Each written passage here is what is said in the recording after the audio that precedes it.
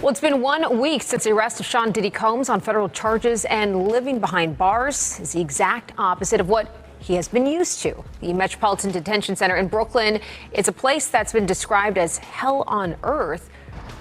MDC is so bad, federal judges have questioned the harsh conditions for those here awaiting trial. So bad I was here 2 years ago during a cold spell, reporting on detainees with no heat, pounding on windows for help. There was even a congressional inquiry. But take the word of a former inmate I spoke with who goes by Esco. It's terrible. The food is terrible. Of course, the inmates are terrible. The guards are terrible. The conditions are terrible. It's just terrible. It's been a whirlwind week for Sean Diddy Combs, the music mogul who has been synonymous with luxury and extravagance for decades. Now, instead of mingling with celebrities and throwing opulent parties, Diddy finds himself in the Metropolitan Detention Center in Brooklyn, facing a starkly different reality. Arrested on federal charges including sex trafficking, racketeering, conspiracy, forced labor, and transportation for prostitution, Diddy has pleaded not guilty to all accusations. Despite offering a hefty $50 million bail package, which his legal team proposed would be co-signed by his family and involve stringent travel restrictions and a GPS monitor, he was denied bail twice. There's some breaking news to tell you about on the sex trafficking and racketeering federal charges against Sean Diddy Combs. A second judge within the hour has denied his plea to be released on bail. Combs is accused of abusing women for years, and he's going to stay in jail, apparently, after this ruling. Eyewitness News reporter Darla Miles live at the courthouse in Lower Manhattan with the breaking news. Darla. Bill, Diddy's attorneys went before a different judge today in a different courtroom, hoping for a different ruling and hoping that Diddy would be able to leave this courtroom today, this courthouse today, on a $50 million bond. But that did not work out as planned after federal prosecutors tipped the hand on their case and provided more details. The judge, again, for a second time, said no. For a second straight day inside of a federal courthouse, prosecutors and defense attorneys for Sean Diddy Combs spending hours going back and forth about releasing him on bail. Today's argument centering on two issues: risk of flight and witness tampering. Federal prosecutors telling the court victims and witnesses have universally expressed their extreme fear of the 54-year-old hip-hop icon. One woman describing her reaction to the civil suit filed by Cassie Ventura. The Metropolitan Detention Center in Brooklyn is no Ritz-Carlton. Often described as hell on earth, the facility has been criticized for its harsh conditions. Reports from former inmates and legal experts paint a grim picture: overcrowding, rampant violence, inadequate food, and a general lack of basic amenities. This is a far cry from the luxurious lifestyle Diddy was accustomed to.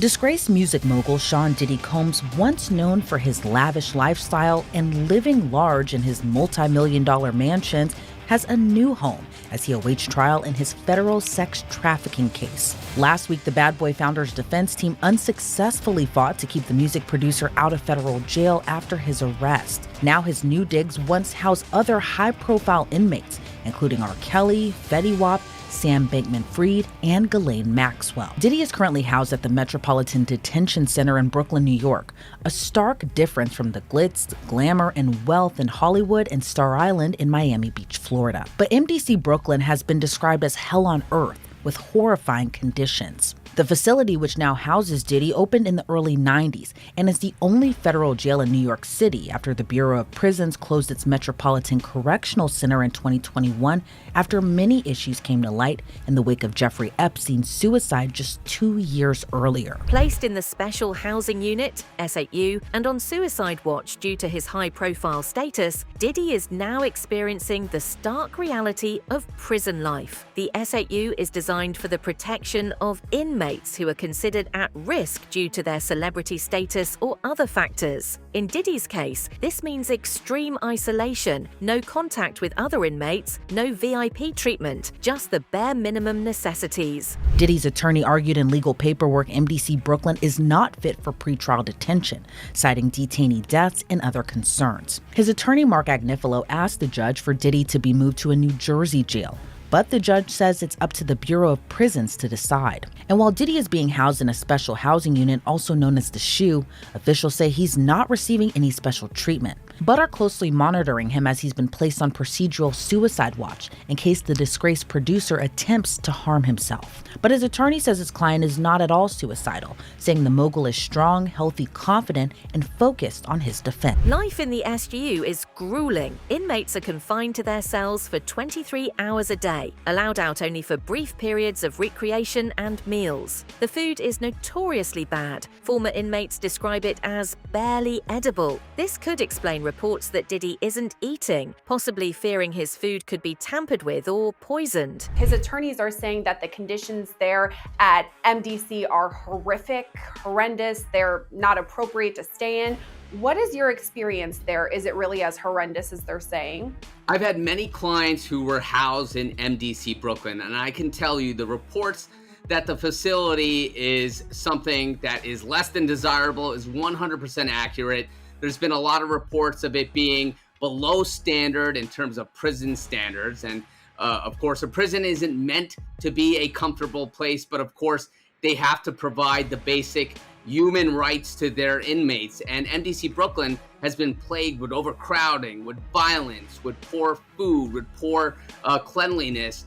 And P. Diddy, who is in a protective custody unit, is still experiencing all the bad things that MDC Brooklyn has to offer, and it doesn't have a lot to offer in terms of comfort or things that an inmate would be looking for. The isolation is perhaps the hardest part. High-profile inmates like Diddy are kept under constant surveillance, wearing tear-away paper garments and rubber shower shoes to prevent any self-harm. There's no pillow, just a bed and a blanket. Electronic devices are banned, though he might be allowed a radio for short periods. This is a far cry from the mansions and private jets he once enjoyed.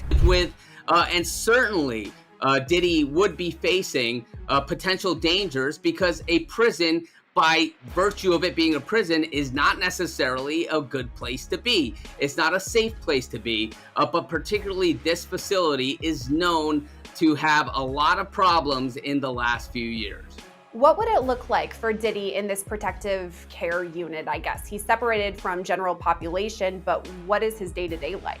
So Diddy's life in the SHU, in that specialized housing unit where he's been placed for his own safety, is going to be something that's rather routine and mundane. He's not going to be necessarily even enjoying some of the things that general population, aka Gen Pop, enjoys, because he's being in a special segregated unit for his own safety, which means he's going to be under more constant observation by guards. His comings and goings in and out of his cell for recreational time and for meal time are going to be more scrutinized. So although the SHU unit is technically for the prison inmate's safety, and of course Diddy being a high-profile inmate requires that, it also means more restrictions for that inmate. Being incarcerated in MDC Brooklyn presents significant challenges for Diddy's legal defense. Communication with his attorneys is restricted to specific times, and all interactions are closely monitored. There's no special treatment for celebrity defendants, meaning Diddy has to meet his lawyers in the same communal areas as other inmates. Federal trial attorney Philip Hamilton notes that this lack of privacy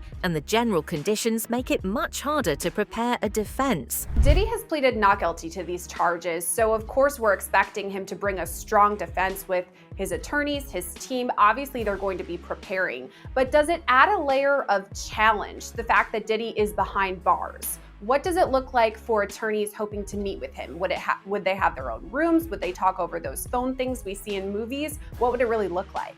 So when you have a client who is behind bars, you are meeting with them on legal visits, and you are talking to them on a secured line, which is an attorney or legal call where it's not being recorded and it's afforded that privilege, that attorney-client privilege, that privacy there.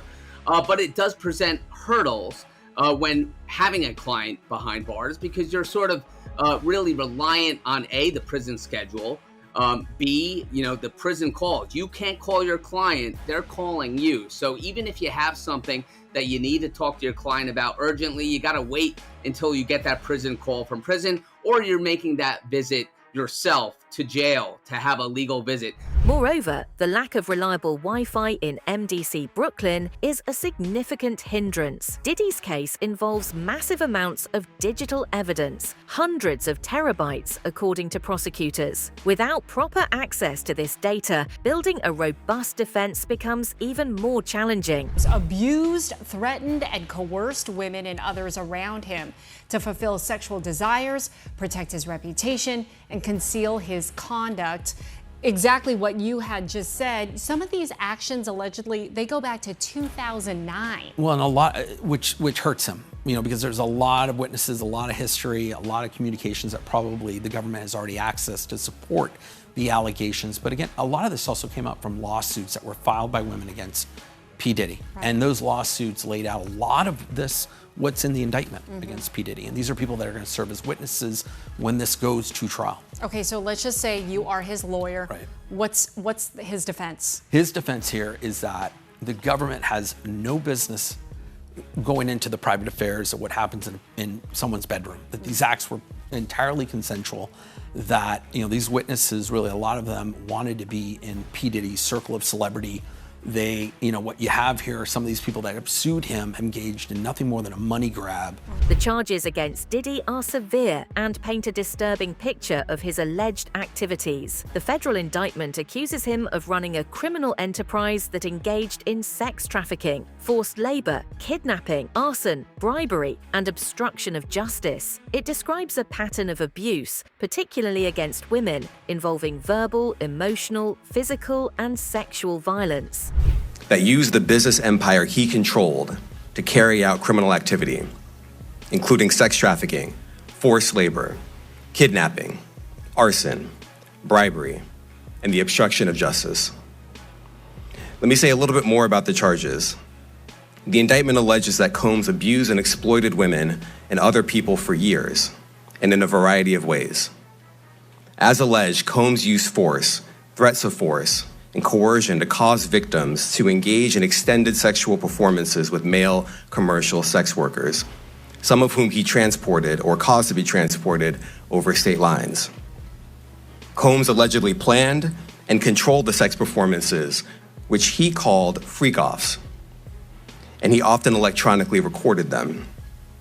The freak-offs sometimes lasted days at a time, involved multiple commercial sex workers, and often involved a variety of narcotics, such as ketamine, ecstasy, and GHB, which Combs distributed to the victims to keep them obedient and compliant. As alleged, when Combs didn't get his way, he was violent, and he subjected victims to physical, emotional, and verbal abuse. A particularly shocking aspect of the indictment is the allegation of freak-offs, elaborate sex parties that Diddy allegedly organized and recorded without the participants' consent. Federal authorities found 1,000 bottles of lube and baby oil during raids on his properties, underscoring the scope of these activities. Diddy's legal journey is just beginning, and it's expected to be long and arduous. His next court date is scheduled for October 9th, but the complexities of his case suggest that it could be years before a final resolution is reached. In the meantime, he remains in MDC Brooklyn, grappling with the harsh realities of prison life. Criminal defense attorney Imran Ansari, who has represented other high-profile defendants like Harvey Weinstein and 50 Cent, emphasizes the psychological impact